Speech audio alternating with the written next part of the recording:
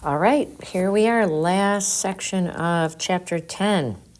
And today we're going to focus on chords and theorems with the chords. You'll definitely want to add these formulas to your note card for the final exam. This first theorem, the picture looks familiar, but when we looked at this example before, we focused on the arcs and the angles, where today we're going to focus on the chords.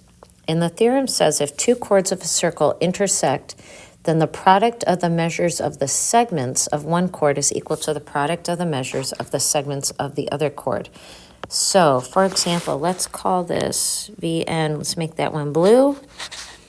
And we'll make LS pink to distinguish the two chords. And what this means is that VE, the segment of one chord, times EN, the other segment of that chord, is equal to LE times ES. It almost looks like a cross product. That is VE times EN equals LE times ES. And that can be very useful to find missing parts of chords. The second theorem has to do with, and the next two theorems kind of go together. They have to do with tangents or secants to a circle.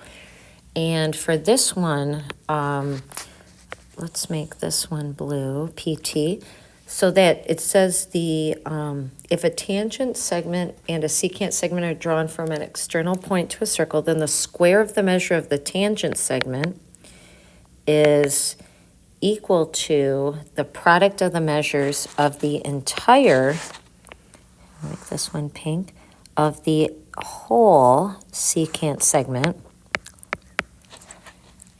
and its external part. So we'll call it the outside part, outside of the circle. And so what that means is this will look like, let's put it in words first. So it says the tangent squared is equal to the whole secant times the outside part of the secant. And so on our picture here, it would look like TP squared is equal to RP times QP. Now, the other one is very similar, and for this one, it says, we'll make this one red, and we'll make this one yellow. Looks like ketchup and mustard. For this one, same thing though. We have the whole part and the outside part. And same thing for this one. We have the whole part and the outside. And that's exactly it. The whole part times the outside part is equal to the whole part times the outside part.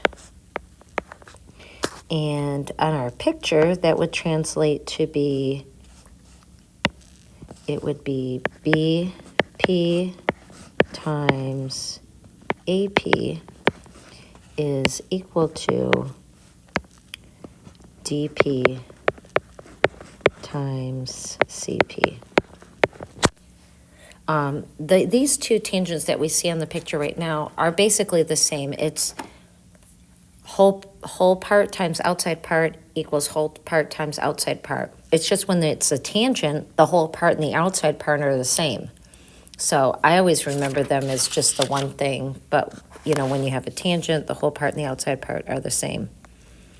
Well, let's use these theorems to solve some problems. So for this one, 6 times 2 equals 3 times x.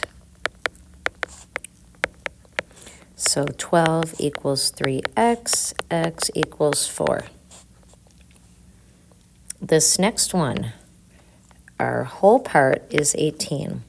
So we have whole part times outside part equals whole part times outside part, or in other words, tangent squared.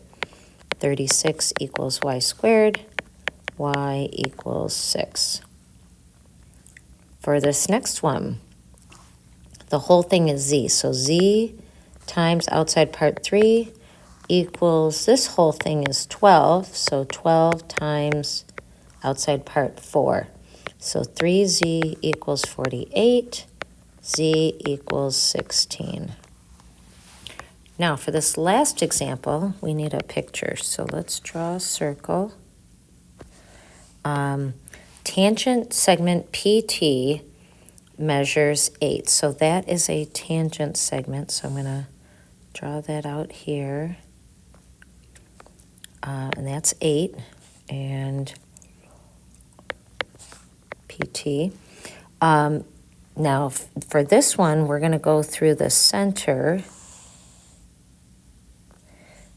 It's the center. There we go. It says the radius of the circle is 6. So this is 6, this is 6. I'm going to call this outside part x. Okay, so x is going to go from here to here,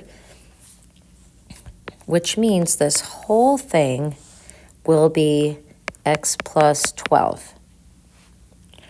So when we apply our theorem here, it's going to be outside part times the whole thing equals 8 squared. Or in other words, x squared plus 12x equals 64. Moving everything to one side, minus 64 equals 0. And now we need to factor and solve that quadratic. So x plus 16, x minus 4 equals 0.